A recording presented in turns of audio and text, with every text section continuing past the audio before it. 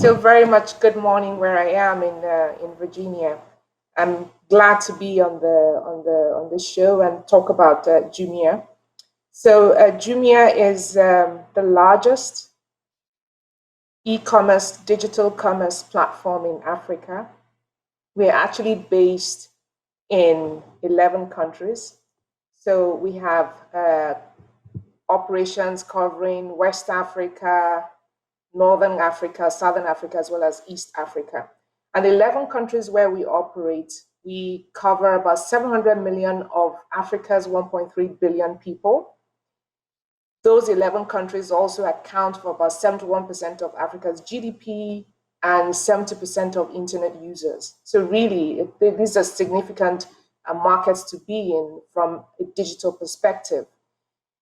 We have an ecosystem that comprises three elements. So we have a digital marketplace, which covers physical goods, sales of physical goods on our online marketplace, as well as on demand, which covers food delivery as well as grocery delivery as well.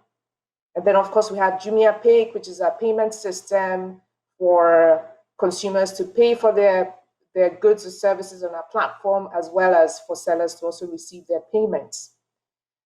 We also have logistics, and it's very interesting what we did with logistics, because when you look at Africa, you will say not everywhere in Africa do you have a functioning address system. So that's what everyone knows, right? There's some villages, some towns where you go to, and there's not a functioning address system in Africa.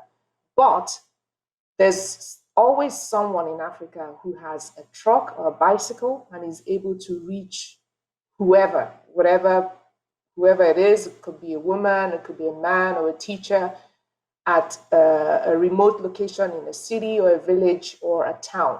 So what we basically did with logistics was we built the system that drives the logistics, and then we integrated different partners, because the system tells you what is the cost per mile, what's the delivery time that drives the best delivery success ratio, what's the best route to cover more ground, and all of those kinds of things. The only way you can do it is with the right technology, and that's what technology does. But the assets exist, so we integrated the partners who have the assets to run the logistics. Now, in 2019, we had over 1 billion visits to our site. We generated about 27 million orders. 90% of what we do, of what is sold on Jumia, comes through a marketplace, so it is through the sellers on our platform. And we integrate about 110 plus sellers on our platform. Now, what's interesting, of course, is that given the scope, the geographical scope of what we're covering on the continent, we're really addressing a $4 trillion opportunity here. Okay. Now, when the example I gave with logistics just gives a classic example of saying, look, of around how we live our mission. Our mission is really about, it's just leveraging technology to make everyday life easier in Africa, whether it's in terms of consumers, providing the kind of services that consumers want, or it's in terms of helping small businesses to launch on our platform, where they would have had tremendous difficulties trying to own their own space, rent a warehouse, manage their own logistics, manage their own payments. But by leveraging a Jumia platform, then they can get to a market much faster. And of course, all of that is creating sustainable impact for us, for consumers on the continent. Then when a consumer is on Jumia, there are multiple things they can do. They can order food, pizza, they can buy shoes, they can pay bills. So we really built a platform that addresses multiple needs that a consumer has. And like I said, also, allows sellers who would otherwise not have the opportunity to set up all the infrastructure required by themselves to then transact directly with consumers. And of course, it's a single sign-on, it's a single brand, it's a single sign-on, and fully integrated platform as well. Now, what's in our future? our future is about growing profitable usage of our platform. So we've built the fundamentals. We've built the platform that has a marketplace. We've built a platform that has a logistics. We've built a payment system that works and customize all of these to work in an African environment. So really it's about growing profitable usage of our platform, whether it's in terms of ensuring that we are launching virtual cards linked to mobile wallets, or it's in terms of increasing the assortment and the types of services that types of products and services that the consumer can find on the Jumia platform, or it's launching all kinds of services, streaming services. All of this is about growing the profitable usage of Jumia going forward.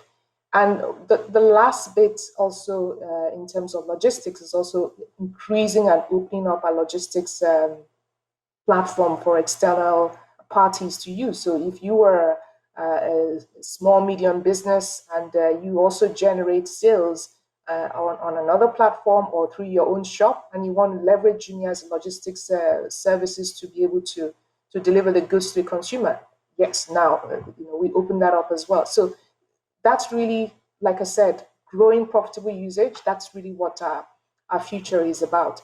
And finally, I think one thing that became obvious to us during COVID is the fact that our business is really beyond just a service. We started 8 years ago in Africa. We launched in Nigeria for the first time, and it was about convenience. We're bringing convenience. We're bringing transparency in pricing. We're bringing assortment to consumers. But COVID made it very clear that we also have a mission beyond that. We have a mission because in the environment which we operate, the model that we operate, the digital nature of our business is extremely essential in terms of how the continent recovers from the pandemic. And so we find the role of being very integrated with the institutions that are relevant on the continent very important, be it in terms of the fact that we rolled out cashless payments very quickly. I mean, we've always been a platform that allowed consumers to use both cashless and payments and also pay in cash, because that's a reality in Africa. But rolling out a smart way to still allow consumers to pay on delivery, even if they hadn't paid prior with cards or mobile money, was very important when COVID hit, and we had to make those adjustments very quickly.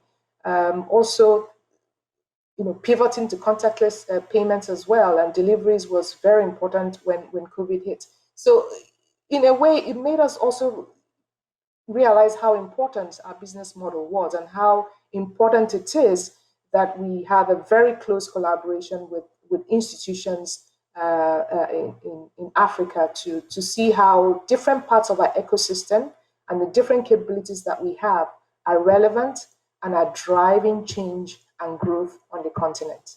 Thank you.